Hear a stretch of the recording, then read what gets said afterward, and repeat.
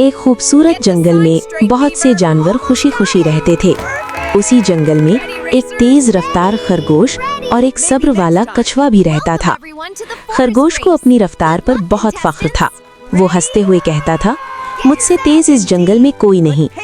एक दिन कछुए ने मुस्कुराकर कहा, अगर तुम चाहो तो हम दोनों एक दौड़ लगा लेते हैं।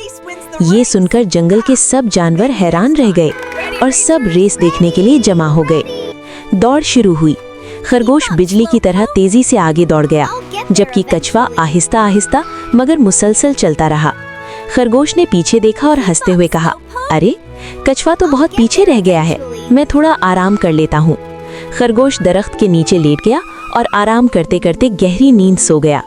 उधर कछुआ बगैर रुके आहिस्ता आहिस्ता चलता रहा और सोते हुए खरगोश को पीछे छोड़ गया।